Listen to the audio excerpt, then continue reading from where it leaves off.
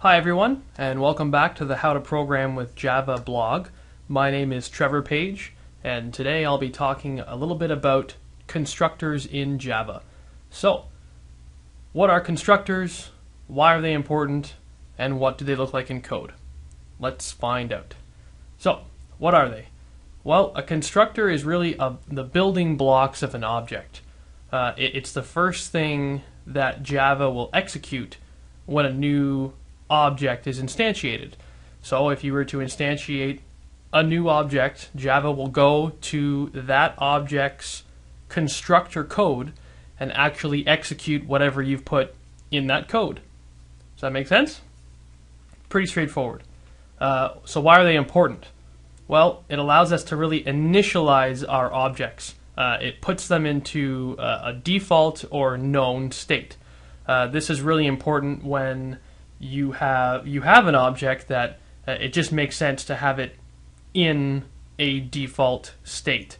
You don't want to have variables that are left as null or something of that sort. You want to immediately put that variable into a known state inside of that object so that you won't have errors or strange behavior down the line.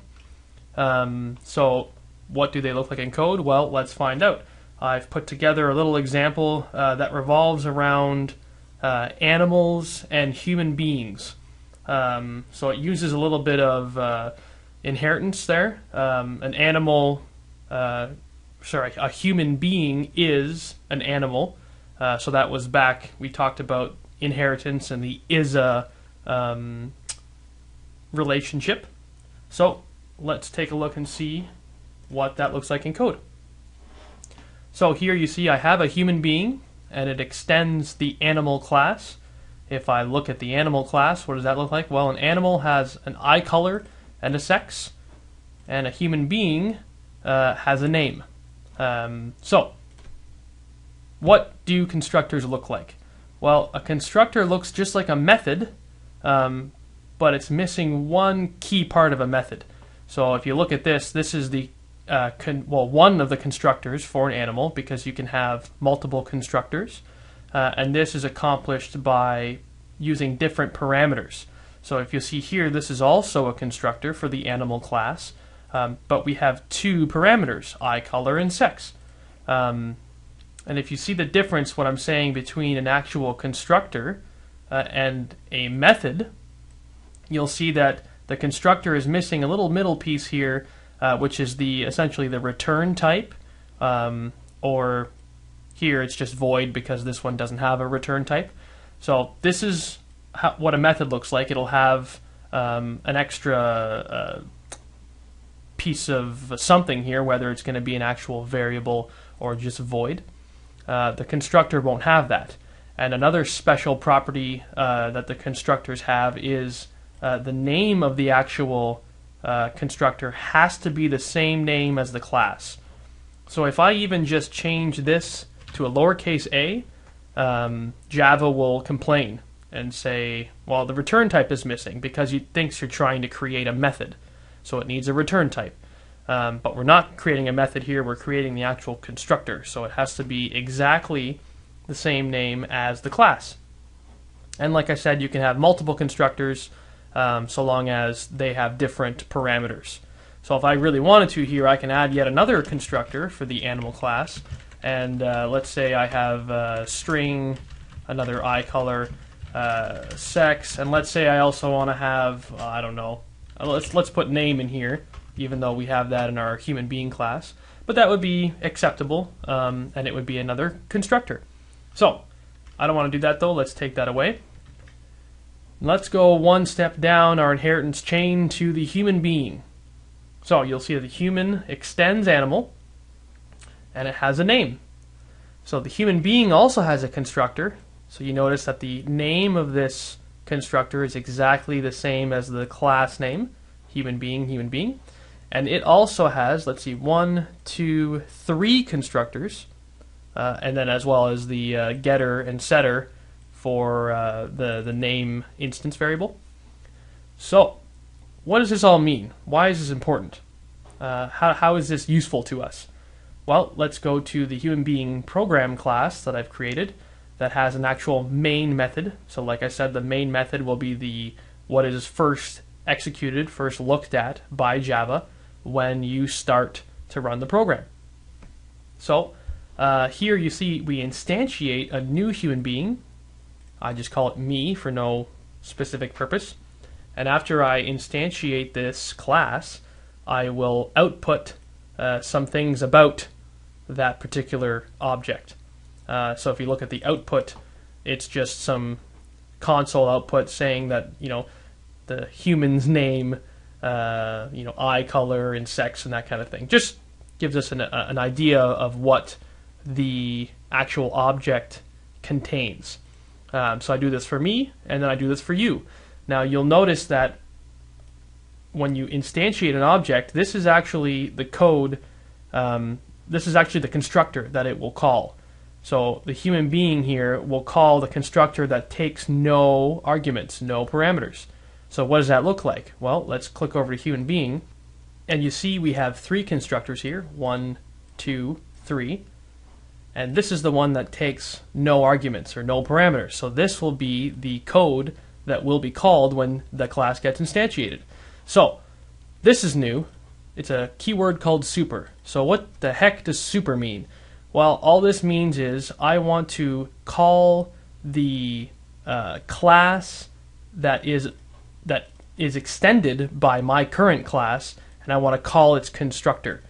Which constructor to? Well, it's going to be the constructor that takes no arguments. So if I actually hold down Control and left click on super, it will actually take me to the code inside of the animal class that will be executed. So you see that again, here's the animal class, and this one has 2 constructors. It brought me to the constructor with no arguments, so it would execute this code. And once it's done executing that code, it'll go back and then execute this code and so on and so forth. So how about I show you, let's debug this program, and I show you exactly the steps that the program takes.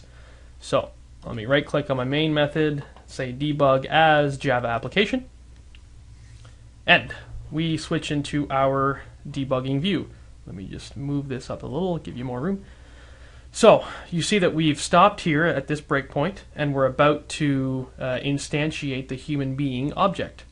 So if we, actually let me go in and set up breakpoints inside of the constructors that I know that the code will stop in, so it makes sense. And I will say step over.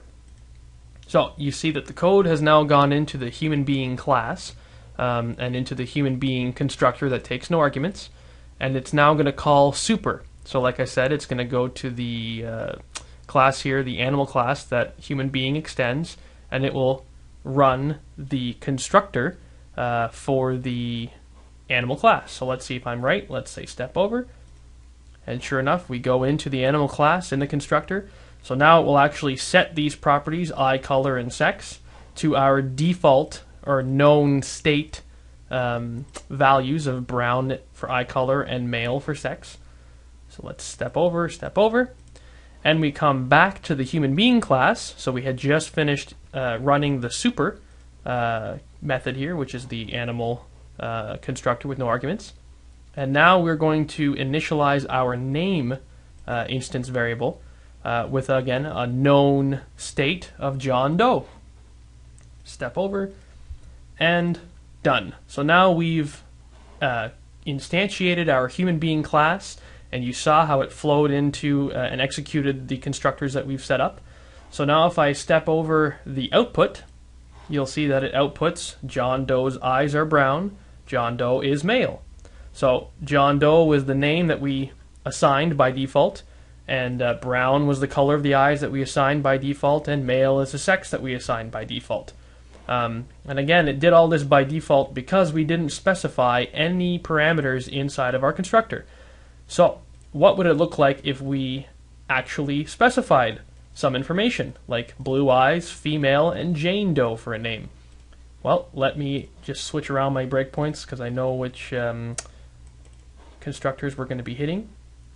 And I think it was this one. So let me go back to human being program. Let's step over, And you see that now, because we passed in eye color and sex and name, all three of these, right? Eye color, sex, name. Because we specified all three parameters, it went into this third constructor. And what's it going to do? Well, it's going to call the constructor of the superclass, which is the animal class, with these two parameters, eye color and sex. And if I actually hover over eye color, I see that it says blue, because I've specified blue in my instantiating code before, and I see that the sex is set to female. So if I step over that, I will go into the animal class with the constructor that has these two parameters, eye color and sex, because that's exactly what we just called. The code was the superclass with eye color and sex. So let's step over these two things. We come back to here. We then set the name, and the name was passed in as well as Jane Doe. So we step back over, sorry. So there we go. We're done instantiating, and now let's see what the output looks like. I'm just going to resume the program. And at the bottom it says Jane Doe's eyes are blue and Jane Doe is female. So, does that make sense to you guys? Constructors are fairly straightforward. This is pretty much as complicated as I can think to throw at you with these super keywords and you know, defining many constructors and passing in different parameters and that kind of thing. Normally you just see probably an empty constructor like this that just doesn't even call super, that just does whatever sort of housework it needs to do to initialize the particular object. But you know, you'll see a whole bunch of different examples of this as you go through your training and maybe even career as a Java programmer. Alright, so thank you very much for sticking with us until the end of this video tutorial. I have one favor to ask of you. If you could go to howtoprogramwithjava.com/signup and either sign up for my mailing list, follow me on Twitter, like my Facebook fan page, or all three, I would very much appreciate it. If you sign up for my mailing list, you'll get emails as soon as I have new topics that come out, new tutorials. So if you like that, by all means do it. You'll be up to date as soon as they come out. I'll try not to spam you guys though. I'll try to keep it to one a week so I don't flood your inbox. But if you do sign up, this is what it'll look like. You put your first name here, you put your email address here, you hit enter, and what that'll do is it'll send you an email to that address, and you can just confirm that you are indeed using a valid email address, and voila. Be sure to check your junk mail folder and give it a couple minutes to actually send. So, again, thanks very much, and have a great day, guys. Bye for now.